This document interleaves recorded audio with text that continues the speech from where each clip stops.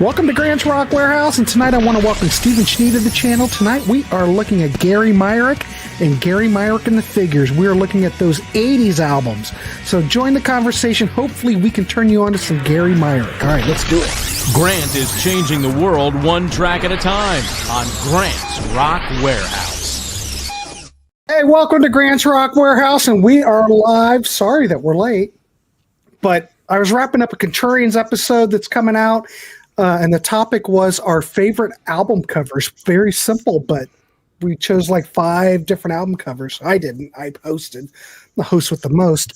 But tonight, we're in the warehouse, and Mr. Schnee's with me, and we are going to talk, well, we're going to talk Gary Myrick and the Figures. So and Gary Myrick solo. And Gary Myrick solo. So and we are live. And we are live. But we should be well practiced for this. I'm just going to leave it at that. Yeah. Yeah. So, Mr. Schnee, how are you today? How are you? Nice to see you. I'm doing well, thank you. It's great to see you, and always great to be part of. What show is this, or what channel is this? Grant's Rock Warehouse. Yeah, it's always great to be part of Grant's Rock Warehouse. That too. Yeah. But anyway, so we're going to talk some Gary Myrick. Now, no one's talking Gary Myrick, but we are, because we love this catalog. Now, we're only talking about the 80s stuff. Nothing after. So we're basically looking at the major label stuff. So he basically started out in the early 80s, was born in Dallas, Texas. And then when he grew up, hey, he moved to LA, started a band, Gary Myrick and the Figures. Now, Schnee probably remembers back in the day when they were playing the clubs during that era. I never saw them, though.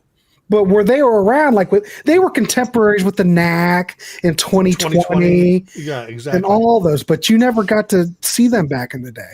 But here's something that I found out about Gary much later. Is I mean, he's first and foremost a blues guitarist, which a lot of people know that I'm not a big fan of the blues. But I realized that blues music informs a lot of stuff that a lot of my favorites. In fact, if you go through and you listen to the Chris Rea catalog, that's like blues informs everything, even the pop songs. But Gary grew up in Dallas, Texas, and he started playing guitar, and there was a band in Austin called Cracker Jack that he replaced their guitar player. And are you familiar with the guitar player that he replaced in Cracker Jack? In Cracker Jack? This shows you what a great guitar player that Gary Myrick is. He replaced Stevie Ray Vaughan. Oh, I knew that. Yep. Yeah. And so then he eventually, I think there was a couple other bands that he was in, or at least another. But then he moved to LA, and Gary Myrick and the Figures is not a blues band. They're not a power pop band. They're not a post-punk band. They're not a rock band. They're not a pop band. I mean, they are all of that mixed together in a Myrick gumbo. Mm-hmm. And when I heard that first Gary Myrick album, I went to the store, saw this. I think it might have been like a CBS Nice Price type thing. This is 1980, so I was 16 going on 17. And I saw this album by Gary Myrick and the Figures, looked at the back of it. I thought, these guys look cool. They might be power pop. I took it home, and it was not power pop. It was something entirely unique. It was, like I said, it was that Myrick gumbo that I talked about. I mean, I always, I've started mentioning things because I just did a Teardrop Explodes video where I mentioned that Julian Cope and Teardrop Explodes created this Liverpudlian gumbo, where it's just a mixture of stuff where you cannot pinpoint the sound. You just know that the sound is right. Gary Myrick and the Figures, self-titled album from 1980, produced by Tom Werman, who I'm a big fan of. Yes. Produced Cheap Trick, which did wonderful stuff. Of course, Tom Werman at this time, of course, he was a staff producer. This came out on Epic. So he was producing the producers. He did the producers. He did, give me something else. He did something else, power poppy. What was that one group that the Rick Bees. Nielsen was He part did of? the Bees. Oh, the Bees aren't power pop.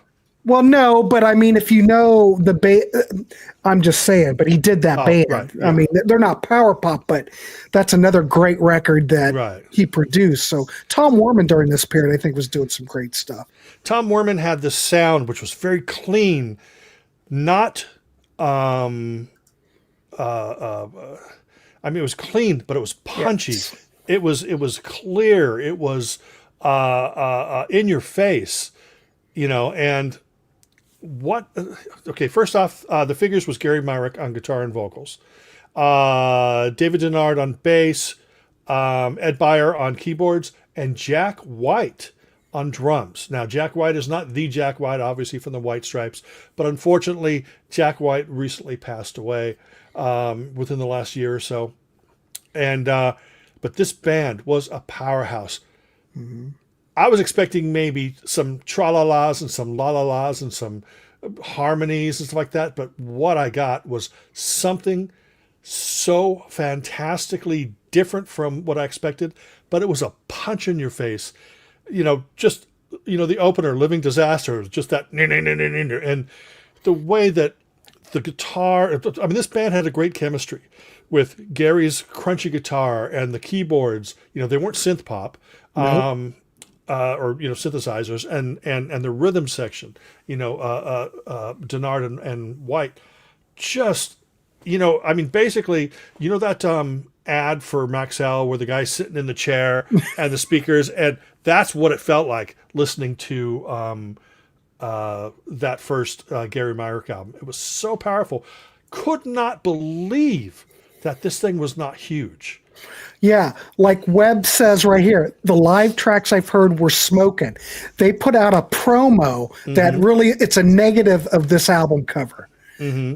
And actually the CD that Steve is holding up has that EP on it. So they did a promo EP, Epic put it out, that was them playing live like at the Whiskey or something. Mm-hmm. And it is like total in your face. There's so much energy. These guys were seasoned. Gary Myrick and the band was so tight. You've got to hear those bonus tracks or that EP if you can get a hold of it, because they were just smoking. Now that translates really well to the album too, because when I listen to this debut album, it does sound very live. The production is crisp. Tom Werman knows exactly what to do, and the band is tight and the songwriting's there. I listened to this, and I'm just surprised it really didn't do anything, Now, She Talks in Stereo got played on KROQ in L.A. Right. It was on the Valley Girl soundtrack. Right. That's probably the most well-known track, and that song is kind of it fits in with the album because it's Gary Myrick. It's this great band, but the rest of it is a lot more powerful than She Talks in Stereo. But it's not metal. It's not new wave. No. It's not power pop. Nope. It's really hard to classify it. I only classify it as Gary Myrick because I can't think of anything else like that came out in 1980 that sounds quite like this. And this is probably the answer to why Gary Myrick didn't do better. It's because you could not classify it. A&R guys, they have to sell it to radio. And radio's saying, hey, we want something like the Knack. Well, this isn't the Knack. We want something like Blue Oyster Cult because Tom Werman produced it. Well, it doesn't sound like that. We want something like Cheap Trick. It doesn't sound like that. So it was hard for radio to classify this. If only there were radio stations that just said, you know what? We just want to hear great music. Mm-hmm. Well, you looked at the thumbnail that I posted for this video. They look like a new wave band. Mm-hmm. Checker shirts, they're wearing leather coats. Mm-hmm. I mean, it's not that far off from the Knack. Right. So when you look at the album cover, you look at the band, you're thinking, well, this is a pretty hip band. Yeah. Mm-hmm, mm-hmm. But it's not quite what you think it is. But as a guitar player, I'm just going to mention a little bit of guitar. Gary Myrick. Okay, does anyone here in the chat know John Waite, the No Breaks album that's got Missing You on it? Well, the guitar player on that record is Gary Myrick. So he does a lot of great solos on there. He's got a very unique sound, and he's a very tasteful player, I must say. But he's like one of those guitar players that it's almost like if you could wind him up, he'd almost just take off like a rocket ship. A lot of energy, a lot of emotion. I mean, if there's any guitar players out there, you really should check out his playing on these records. And like I said, the energy on this record, it still sounds incredible. Yeah. You still feel that power, that energy on this album. And, unfortunately, the CDs are going to be very, very hard to find. But you should, while you're out in the wild, you're probably going to be able to find most, if not all, of this on vinyl for fairly cheap. But these are albums like this right here, with Warman's production and just this frenetic and energy. I mean, this band, they're different enough to be classified with Jules and the Polar Bears, another of their LA contemporaries, because Jules and the Polar Bears, people just didn't get them, and because they were so hard to classify. But I think they still had the energy of bands like 2020, The Beat, the Plimsolls, the Knack. They have that kind of energy, and their songs are short like that. But Gary takes them into new places. And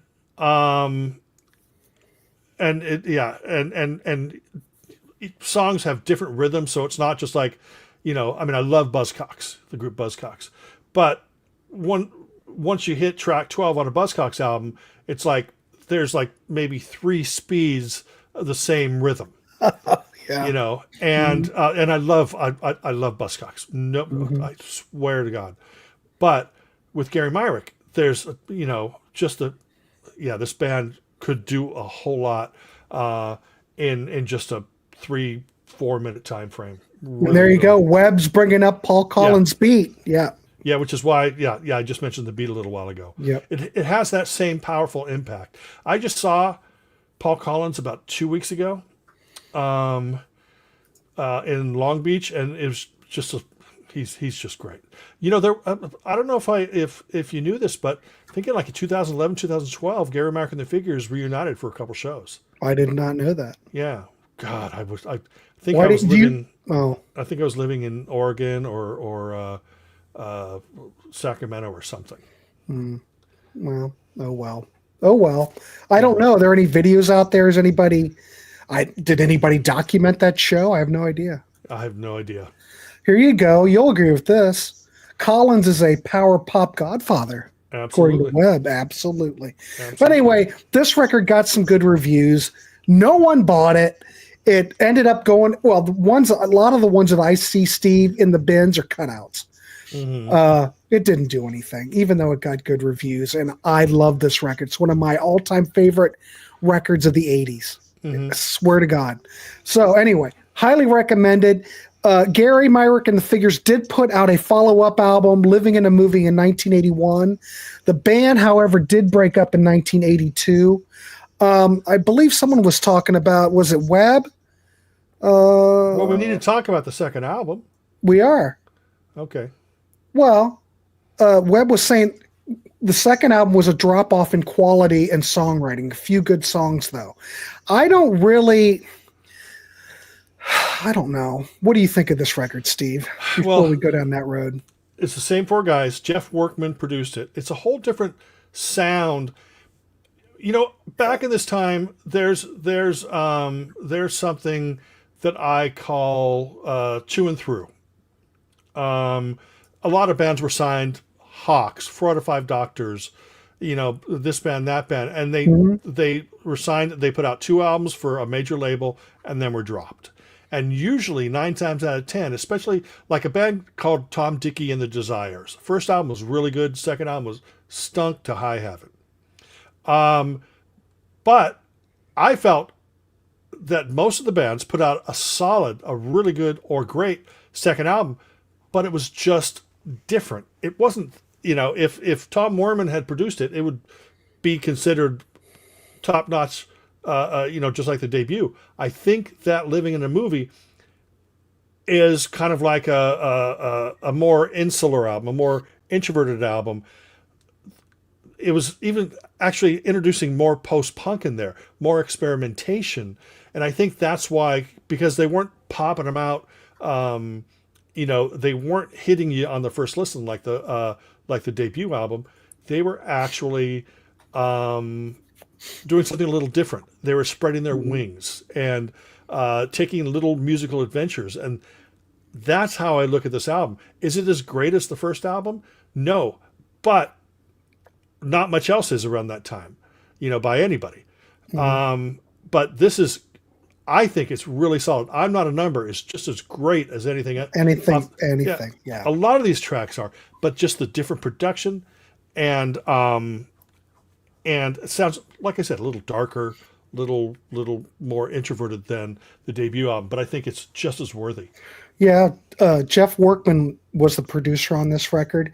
I don't have a problem with this record at all. It's not, it doesn't sound like the first album. It's like if you it's smoother. Would you say it's more commercial? I'd say that the edges are more buffed. I'd say it's less commercial. You'd say it's less commercial. Yeah. Okay. But it's a little bit more buffed down, I guess. There's no sharp edges to it. There are some bonus tracks on the CD. There are bonus tracks. But I'm not exactly sure what those bonus tracks are. As far as were they from the sessions? I think they're live tracks from the EP, stuff that, okay, if I remember correctly, they're like live tracks that weren't used for the EP. I think so, if I remember correctly. Yeah.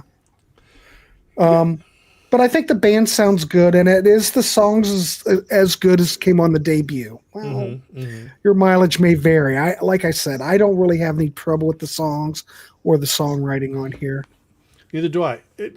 Like I said, what do you mean? Why am I so serious?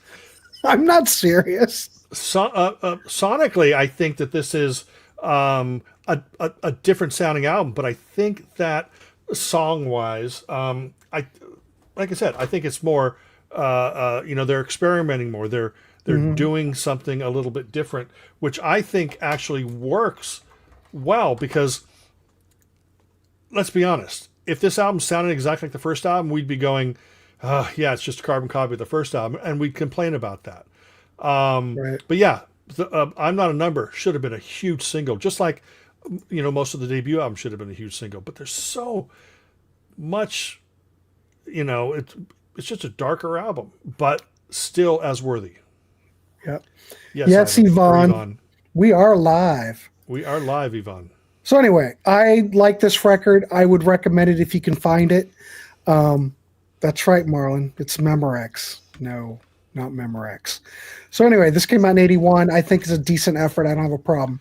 My gateway drug, though, to Gary Myrick was the next record. So it's a solo record. It came out as an EP in 1983, Language. So it was later reissued on Wounded Bird with bonus tracks with a whole picture. Oh yeah. Well, it's hard to see. Well, I'm hosting and clicking. You want me to host? Sure. Okay, go ahead and talk. Okay. So anyway, bastard. Now we're fighting. I know. No, we don't fight. Anyway, so it came. See, now I'm all. Anyway, hold up the CD again. Wounded Bird put out a reissue of the Language EP with a lot of bonus tracks. So it's a full album. I don't really have any information as far as where these tracks came from. I'm assuming they were recorded to the sessions. I mean, Epic elected to put this out as an EP. But the songs that are on here, Guitar Talk, Love and Drums, Lost in Cubland, Glamorous, Messages You was my gateway drug. What a wonderful single. And then Time to Win. But if you look at the bonus tracks, there's like it's like 9 or 10 bonus tracks. So apart from a remix of Guitar Talk, Love and Drums, it's 1, 2, 3, 4, 5, 6, 7, 8, 9. It's basically a full album worth of bonus tracks. Right. That sound sonically like this. Now, remember, the album featured Curly Smith on drums and Jay Ferguson. And Jay Ferguson, of course, is best known for Thunder Island. And who was Curly Smith, people in the chat? One of the Three Stooges. One of the Three Stooges. What band What band did Curly Smith and Jay Ferguson play in? I'll give you 1 second. One second. There you go. Dun, dun, ding, ding, ding. Webb has got it. Curly Smith was in JoJo Gunn.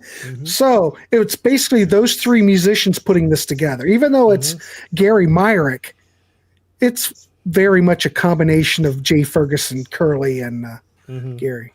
Now, this is stylistically different from the first two albums. It's stylistically different from Keyboards.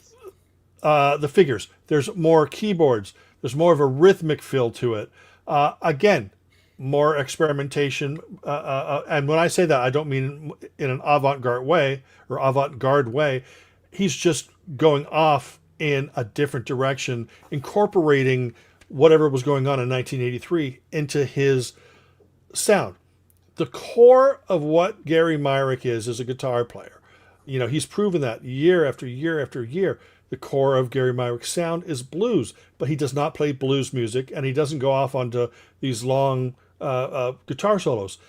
But those influences are there, but then so is the Kinks. So is, post-punk, punk, new wave. Lots of things going in. This right here is, I think this is more accessible, or at least the EP was more accessible than both of the Myrick's albums, and I mean commercially. Mm-hmm. Yeah, the Webb, I still think you can get this. I do believe. Well, is it? I know Living in the Moving, they still may have some left. You probably can find it in the used market, but good luck finding the debut. That's really expensive. That'll cost you $100 on CD. I see a breast. Yes, sir. Oh my gosh, it's a booby. Oh no, I've never seen one. Oh my gosh. But you know how DC is. Something like that just triggers him like right off. Yeah, I know. Anyway, this for me that's when you make your excuses and leave. That's right. But anyway, I love this EP. I love the whole reissue. The thing about all these Gary Myrick CDs is that they have really good sound quality. I'm not sure if Gary Myrick submitted the tapes if he has the rights to this stuff, because all these three CDs that they put out on Wounded Bird sound wonderful. I highly recommend. You may want to. I don't know. You may want to start at the debut, but if I'm going to choose something, I would choose this over Living in the Movie, because I think it's much more. I don't know. How do I want to put it? I do like the work of Jay Ferguson and Curly Smith on here, and I like the songs quite a bit. And I like the keyboards on it, to be quite honest. I think it really works that way. Well, see, the interesting thing is like I was in real time with Gary Myrick. So I was there when the first album came out. And I was there when the second album came out. So this was kind of a shock to the system because it was so stylistically different. But I already became more familiar with his style. So it wasn't like wow, this is just a total 180. No, this is it's just him taking his unique songwriting, vocals to a new avenue.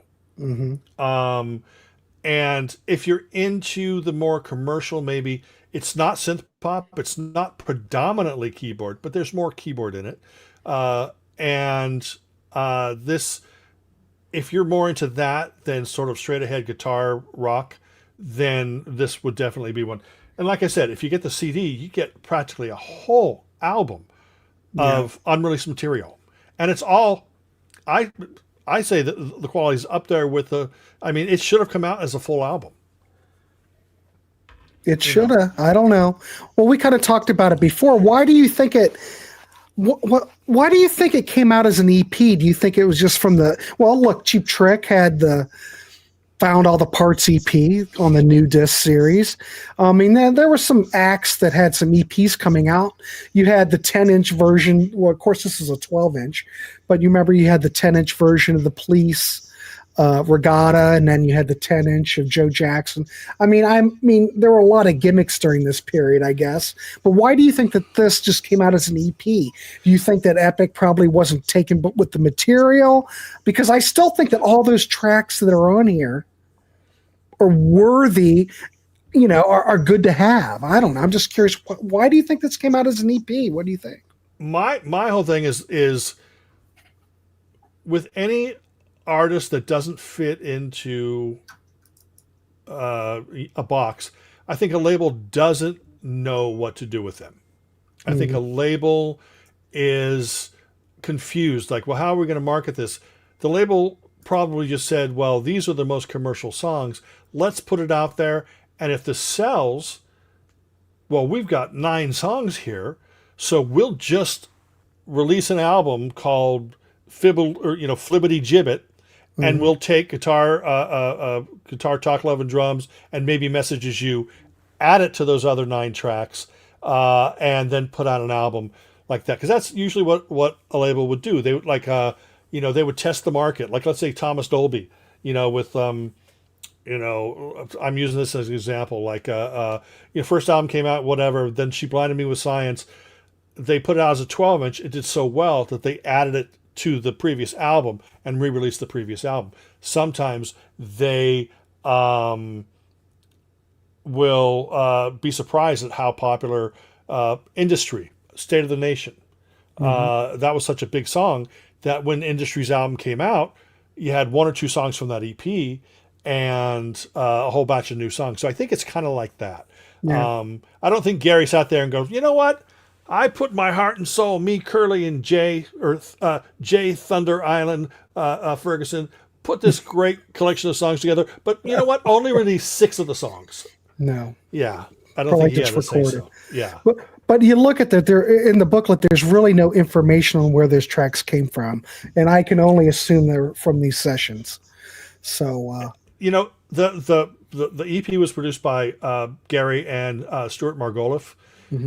But it doesn't say who produced the other ones. I'm assuming, since it's got Curly and Curly, Moe, and Larry on it, or actually Curly and Jay, I think that it's probably from the same sessions. So I'm assuming that Stuart Margoliouth actually produced those songs as well. But, the music industry, remember, there's tons of albums. In fact, let me show you something here. You know us in Tangents. no, I can't imagine. Bruce Woolley and the Camera Club. Are you familiar with them? Nope. Whoa, hello? Are you serious? Well, The Buggles I know was the originally Buggles. 3 guys. Yeah. It was Trevor, Jeff, and Bruce. But before they got signed, Bruce went off and formed his own group.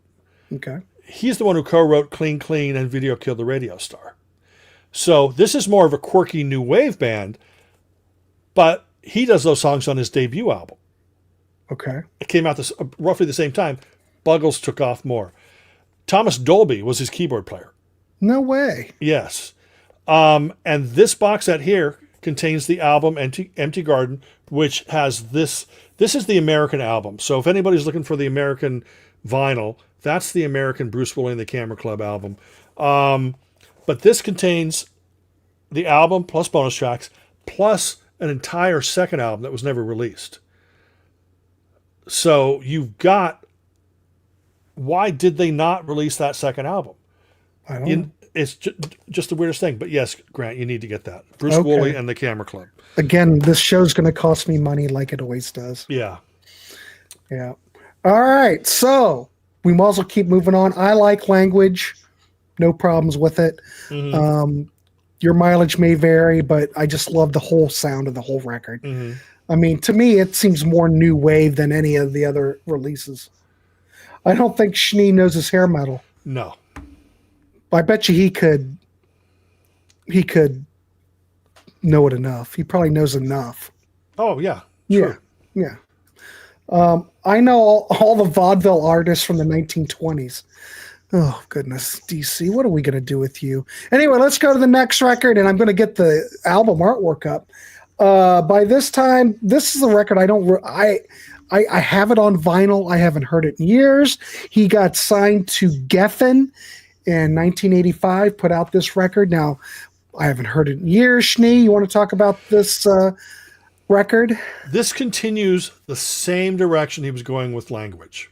Curly Smith is on this album. Yeah. It's produced by John Luongo. It's a little more, it's a little tiny more rock than Language is. But Language, see, I think what happened with Language is just great release. But I think that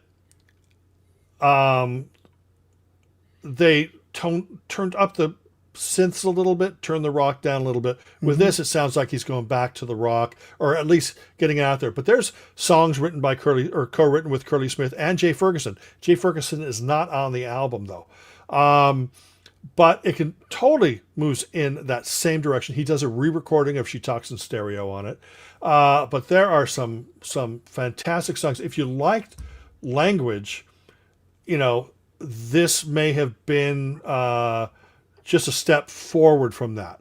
It's not like dipping into the Figure sound. It's just maybe a mixed Language and no breaks.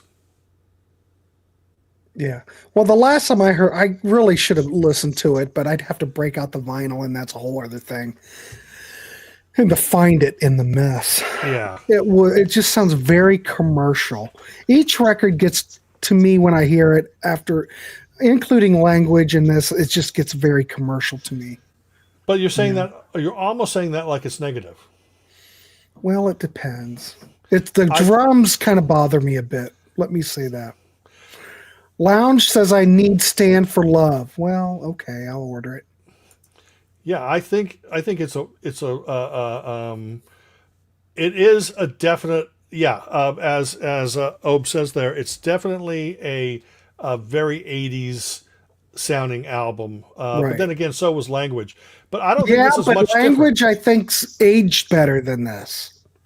Well, you're saying that, and you just said you haven't listened to the album in years. Well, I've listened to a couple of tracks online. Well, you need to listen to the album. No. I think it's today. Now, when it first came out, I thought, okay, it's a logical progression. Little commercial for my tastes, but when I went back and listened to it over the years, I think it has that 80s sound. But the songs are strong. It's Gary Myrick. He's very unique. He's got a distinct voice, and I don't mean that just his singing voice. I mean just his songwriting and everything. DC. Oh Lord. But anyway, I listened to a couple tracks. I think that's pretty much all I needed to hear because the drums just kind of drove me crazy. Mm-hmm. He doesn't say anything bad things about much. I'll say bad things about stuff if yes, Martha Davis does sing backup on the album. Thank you. No, but I won't. I don't want to go up and talk about stuff that I don't like. Right. So I would just not talk about it. Webb, to be honest, is when if I didn't like this album, then I would have just said, "Oh yeah, it's very commercial. Some cool songs on it. Go ahead, Grant." So I just know that Grant isn't extremely fond of it, and I'm just thinking, you knucklehead. Well, I've had it for years, but I've never really I played it before, but I never felt like I needed to put it back on. Yeah, because okay. What do you think of "Love in an Elevator" by Aerosmith, or "Dude Looks Like a Lady" by Aerosmith? Honestly, Yeah. Well, to be quite honest, a lot of people really bitch about that later Aerosmith stuff, and we did a show on there right when we were starting to do shows. And I'm not a big fan of those, but the production on those don't drive me crazy too much. Okay, as long as you say you're not a big fan of them, then okay, I trust your opinion. Well, I don't want to hear them again. Right, I trust your opinion. I trust your opinion then, because if you said I love them, then I just would not trust your opinion, and I would tell everyone, don't listen to Grant, buy Stand for Love. Now, you know what? But Gary might even not like Stand for Love. I don't know. Well, people rag on that later Aerosmith period, and I really don't think it's all that bad. Oh, yeah, it is. You think it's horrible? I don't. I think there's still good songs there. I don't know. The production doesn't bother me so much as it does this record. Well, when you start out and all your songs come from within the band, or most of your songs come from within the band, and then you're recording albums with songs that are like co-written with the girl from Four Non Blondes. I mean, I know she didn't do that, but when you've got people like that co-writing Diane songs, Warren. or Diane Warren, I don't know. Okay, all I'm going to say about that Aerosmith period is that you have to hand them from a band that rose out of that were gone, done, rose back out and were able to have a successful career like they did. You have to hand it to them. However they did it. You might disagree. Oh, well, they have outside writers. Yeah, a lot of people did. Look at Heart. Look at Cheap Trick. For a legacy band in the 80s and 90s, that was a rough period. Why was it a rough period? It's a rough period when you can't write songs anymore. Well, a lot of that has to do with the record company coming in and saying, well, hey, we don't think your songs are as great. We're going to put you together with an outside writer. That's what they ended up doing. But hey, they had a career, whether you like that stuff or not. I'm not going to take it away from them. At least they were able to survive, reinvent themselves. And, a lot of this stuff, when you're listening to these bands, a lot of these people that were introduced to Aerosmith in the 70s aren't going to like the 80s stuff. Kids that grew up in the 80s are going to hear that Aerosmith stuff and go, oh, I love this stuff. And they won't care for the 70s stuff. It's all however you come into it. Yeah. But out of those bands from back in the day, they were able to have a huge career. That's all I'm saying. Yeah, I would never want to take that away from them, though. You know what I mean? I'm not a big fan of it. But then again, my favorite Rolling Stones album is Some Girls. And the people who loved, Between the Buttons or Aftermath, they probably think I'm crazy. Yeah, I think Some Girls was the last. Now, some people may think Tattoo You's the last great Stones album.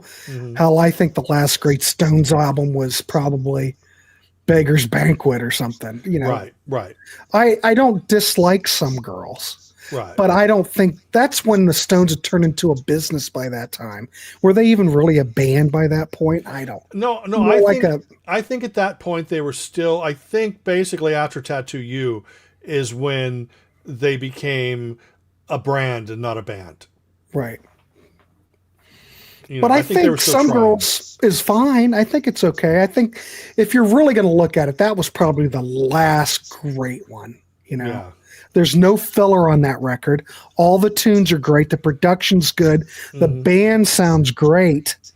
They even tried some disco and was successful at it. I remember when it came out. I bought the record when it came out because I liked it so much.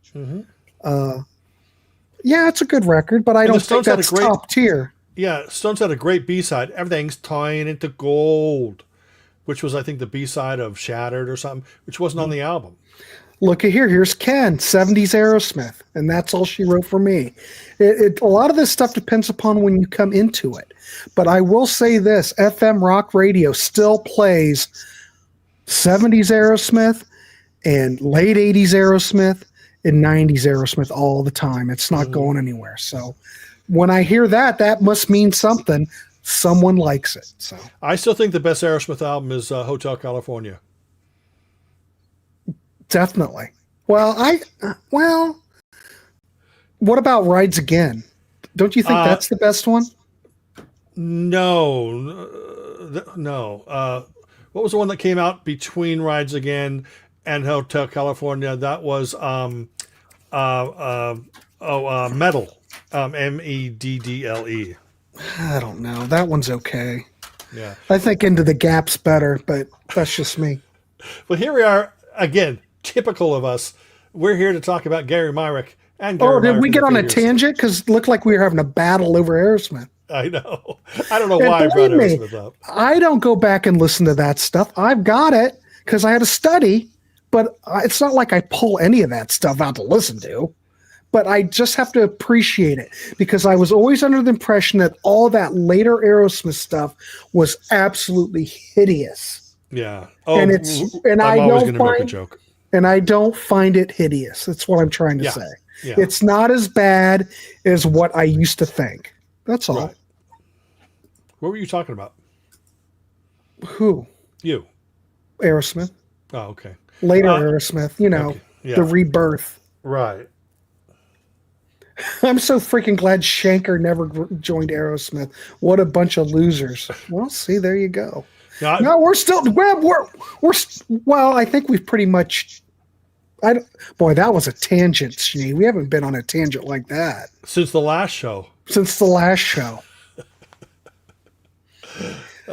No, but Webb's getting upset. He said, aren't we talking Myrick? Aren't we talking Myrick? Okay, for me, first off, Wounded Bird did an incredible job in reissuing the first three CDs, first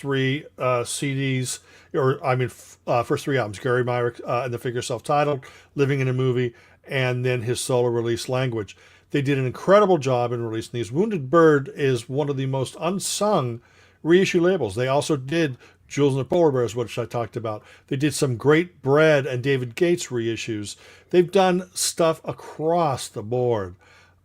It is crazy just how much great stuff that Wounded Bird has reissued that people don't talk about them. Merry Christmas, Marlon. Yeah, Merry Christmas, Marlon. I know you didn't wish me Merry Christmas, but I expect that. No, I think he's trying to calm me down because he knows he just gets me boiling. He gets me boiling down here. Yeah, we love Marlon. Marlon's great. Myrick looks like Val Kilmer on this album cover. Yeah, this is Gary Myrick when he was starring in that Doors movie. I didn't hear the Lisa Hartman, but I did get the Mary Kay Place, and those were really good. If anybody remembers Mary Kay Place, she was on Mary Hartman. Cute country artist, but great stuff. I'll take Gary Myrick for 100, Alex. But yeah, Wounded Bird, they just don't get enough. And I think a problem that people have with Wounded Bird, I mean, they add some crazy stuff, like this whole Gary Myrick Language, basically a whole nother album added to it. The Sinceros, on their album Pet Rock, they added a whole unreleased album that was the original version of their second album that they went back and re-recorded, which became Pet Rock. And there was so much great stuff that Wounded Bird has done, and the reason I think that they don't get a lot of love is because they don't do liner notes. Mm-hmm. You just get the basic info. I would rather have all that bonus music than liner notes. You know what I mean? One of the criticisms, if you ever follow the Steve Hoffman site, which is like a Bible, if you want to know if anything sounds good, if you want to know if a reissue's worth getting, or if something's brick-walled, for one, that's how I learned that these Wounded Bird Gary Myrick CDs were phenomenally wonderful sounding, absolutely wonderful mastering. But also, one of the things with Wounded Bird is that I think they don't do anything. They get the tapes from Warner Brothers, or they get a digital file or whatever is submitted, and they don't master anything. They just put it out. So a lot of the Wounded Birds, you're probably just getting flat transfers off the tapes, or from the digital clone that they've made. Right. So, but with these Gary Myrick CDs, they hit it out of the park. So I think that the tapes, however they were presented, just sound really great. Yeah, Wounded Bird also, I'm going to bring them up again. The first two albums from Jules and the Polar Bears. I mean, oh my gosh. Absolutely incredible. And they added bonus tracks. They added the bonus EP that came out, I think, between albums, I think it was. Yvonne is saying it's not his. I can't imagine this wouldn't be under Yvonne's in his wheelhouse. So to speak. Yvonne is more pop, I think. But Yvonne does have a diverse thing. Just in case, my Glenn Campbell shirt, by the way. Okay, Live in Texas 1980 is on Spotify. 10 songs. Wow. There you go. That Yvonne, if you can go over there, listen to that Live in 1980. No, don't listen to live. Live recordings are stupid. Well, no, but that'll give you a a sense of how good these guys are. But he said he's listening to he's streaming the first album, and it's not his ball of wax. Well, I think Yvonne needs to clean his ears. No, don't say that about Yvonne. You know, those Norwegians, man. Oh, shoot. Yeah, they get vindictive. I'm sorry, Yvonne. Yes, I'm sorry for him. Yeah. But no, Gary Myrick, amazing artist. Thanks, Marlon. Now I feel better. He didn't say thank you to me, or I mean, Merry Christmas to me. Yeah, you did. I know. I'm just. You want to hear it? You want me to bring that up again? No, I'll don't do bring that. it Just up. I don't here you need go. it. I don't You know. need Thank it you, for Marlon. your. You need it. You just need it. You need it for your Christmas spirit. I have none. I know. It's so sad. I am Mr. Christmas. Everybody knows me as.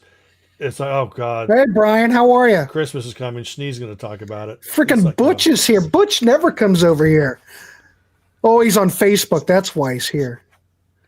Definitely Mark's hair. He's got Richard Mark's hair.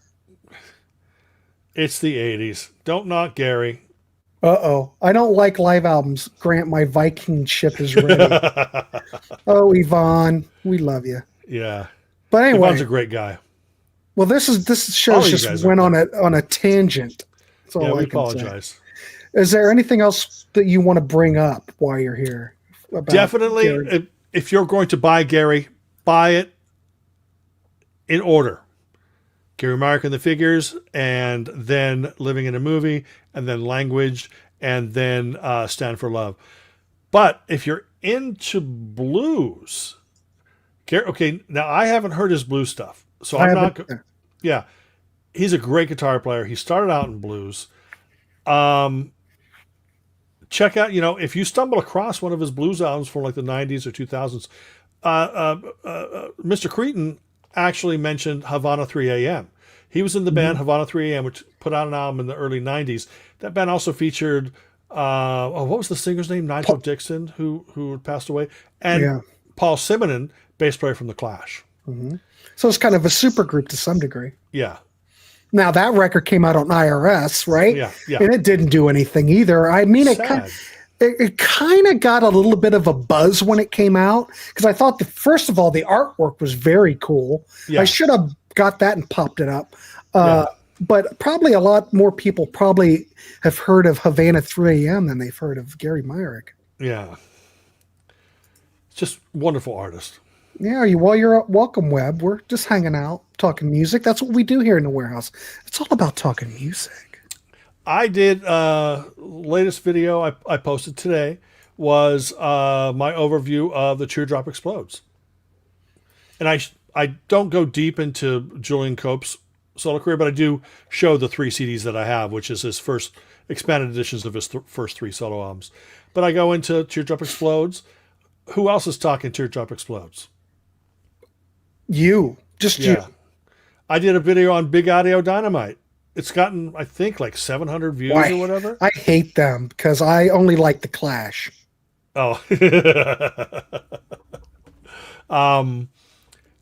So, yeah, I love the fact that ultimately, to me, I know that my channel's not going to get the numbers, so I talk about what I want. I don't go for subs, and I don't pray for them anymore. But I actually, I still get them. People want to hear about Redbox and Teardrop Explodes and Gary Myrick and stuff like that. Schnee, are you familiar with the band Face Dancer? Yeah, I actually somewhere along the line I transferred 2 LPs onto CDR. I cannot find, into digital, and I cannot find those files. They're on Capitol, right? Yeah. Yeah. I think they put 2 albums out. One album was released on Rock Candy, which we also love Rock Candy. Oh, Rock Candy did do... they did one, not the second one. I didn't know that. So it's out on Rock Candy. It's fine. We've talked about Rock Candy before. We love Rock Candy. We love Rock Candy. Because there are so many, well, even with Wounded Bird, there are so many artists that we would never ever get like on CD or on digital if it weren't for these companies. You know, Rock Candy put out Face Dancer. For God's sake, who's going to buy that? Yeah. I mean, not many people, but you can just go through on the Rock Candy site and just see all these bands that, you know. Cherry Red's another one. Yep. Cherry Red.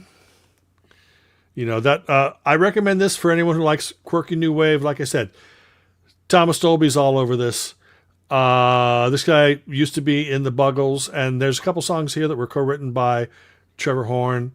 So definitely recommended. Disc 3 is like 2 live shows, which means I don't listen to Disc 3. But hearing a lot of stuff on this that I've never heard before is just a treat. Because, you know, like I said, second album was never released. One of the things that Schnee, did you ever do a show on Rain Parade? I have my Rain Parade stuff set aside. I am going to do Rain Parade because that new EP just came out. So I am going to do one on Rain Parade. I don't have enough Green on Red. I unfortunately had to sell my 3 o'clock. You sold the first 3 o'clock album? Yes, and I also... Oh, I love that album. I also sold the twofer. Well, that goes for a couple of bucks. Yeah, I know, but I had to, you know. But another artist I'm going to talk about is the Asylum years, Warren Zevon. This is stuff that I'll be talking about on my What about channel. Dream Syndicate? I do like Dream Syndicate. In fact, if you go to my channel, me and Ronnie Barnett interview Steve Wynn about his solo box set, but I don't have all the Dream Syndicate. I only will talk about bands that I have the entire catalog, because at this point in my life, I can't afford to buy stuff anymore. So I have to work with what I have. All right, gotcha. Yeah. All right, well, some people like the Gary Myrick catalog and some people don't, but hey, who's talking Gary Myrick? And all we're trying to do here is turn you on to stuff that no one talks about. Can I rephrase that for you? Some people like the Gary Myrick catalog, and some people haven't heard it. Because I swear, if you're into any type of rock music, new wave, whatever, that is a band that I think that a lot more people are going to like if they actually heard them. Yeah, you really have to dive into it. Yeah. Schnee, what's your thoughts on the Divinyls? I've only got 2 or 3 CDs by them. I couldn't stand the I Touch Myself, and that album that came out after that is impossible to find. I don't even know what that's called. Yeah, there was an album that came out after that. But I love the album. It's called, I think, What a Life, the one that has Pleasure and Pain. I love that song, even though it was written by other people. Byron, we did a motel show already. Yes, we did a motel, and we won't curse, so we can't do that other one. I can't say that. Yeah, it's a nasty word. But I do have one of those CR CDs. I can't say that word. It's a nasty word. That's horrible. But we did do a motel show, so check that out down below. We should do a Taxi show. Have you even bothered to listen to Taxi yet? No. If anybody out there loves those bands that sound somewhere between new wave and AOR, Taxi's a great band. It's with 2 X's. Wait a minute. That self-titled album was not written by the band. Which new wave? Which self-titled album are you talking about, Jason? The Vinyls? I don't know. I think the album with I Touch Myself. Well, that was one of those ones where you're getting to that point where you've got Diane Warren coming in and stuff. Yeah, exactly, like that. exactly. I think that's what he means. But like Pleasure and Pain was not written by the band. That was, I think, one of the Holly. What was her name? She was in Device, and she wrote a bunch of songs. DC's got a lot of hormonal problems. What about? Did you get those Divinyl remasters from? Rebellion. I have the first 2, or Yeah, I'm sorry, the whatever that first album was, Boys in Town or whatever, and then What a Life. Yeah, I'm gonna have to get Stand for Love on CD and really go back down the rabbit hole. Yeah, Holly Knight. Holly Thank you, Brian. Knight. There you Yes. go, Brian. Yeah. Damn, Butch is all over it. Freaking, he's a maniac. Nice to see Hold Butch on, here. hold on. What? I just lost my earpiece. Now Oh, say man. nasty stuff about me. Oh, it's Get out of 9:01. your system before. What time's Pete going on? Is Pete going on at 9? Well, we got to get off anyway. Everyone's We're done. Everybody's going to leave us when Pete goes on. So yeah. anyway, go check some Gary Myrick. Oh, the Vapors. Vapors, incredible band. They have a Incredible brand band. new album coming out in February. Really? Original Yep. band? Did you not get their third album that came out like 2 years ago? No. It's called Together. I am now. It just continues their sound. Well, I need it. Oh my God. It's the album actually. Okay. It's Steve Smith, the bass player, David Fenton, the singer, songwriter, and guitar player. And originally, Ed Bazalgette, the lead guitar player, was part of it, but he's a famous film director now in the UK. So he could only get involved. So David Fenton's son, Danny, played guitar, and then they have a new drummer, and the album Together is fan-friggin-tastic. That came out, I think, in 2020.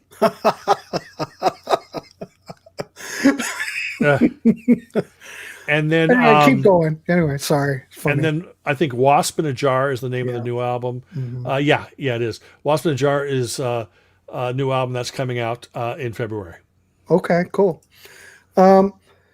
So I want to wish everybody a Merry Christmas and Happy New Merry Year. Christmas. You don't see me this week's going to be very light. On the Contrarians this week, there's not anything going on. We're not doing the live show on Wednesday. We're not doing the live show next week. So Wednesday is Christmas, and I don't think anything's going to be happening.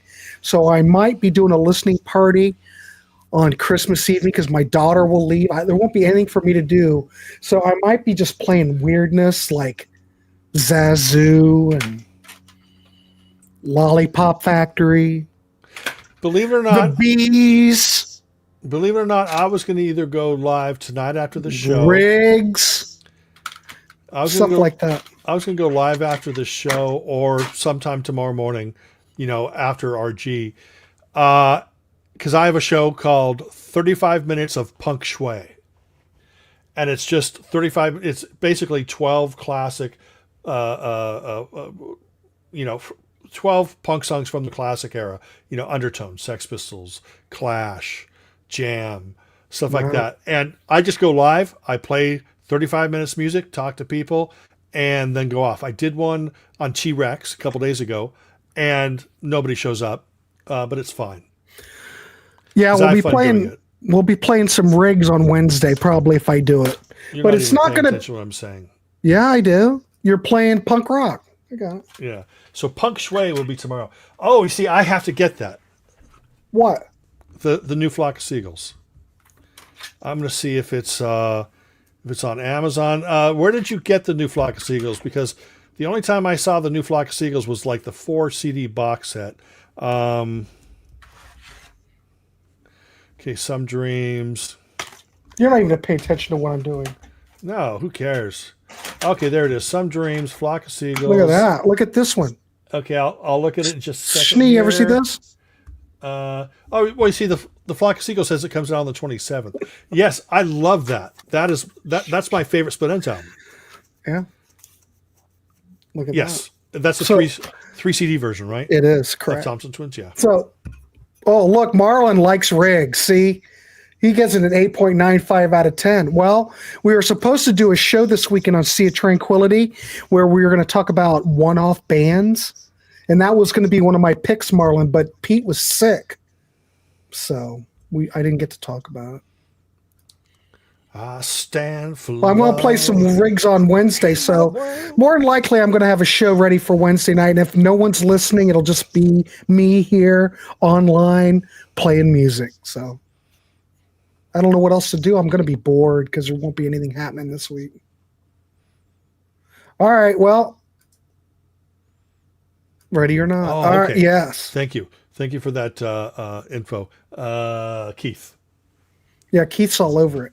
Okay, thank But you. it's Keith. up on streaming. Have to check it out. All right. Well, let's wrap this dog up. Schnee, I want to thank you for coming on.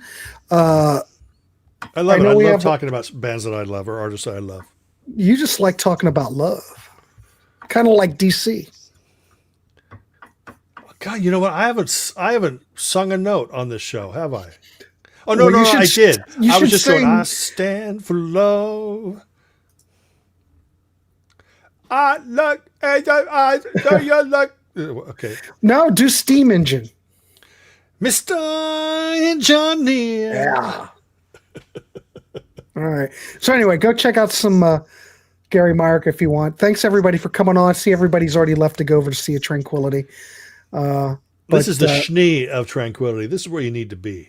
There you go. Well, if we only had that much pull.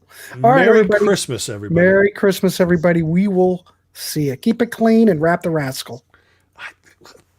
What, Rap the Rascal?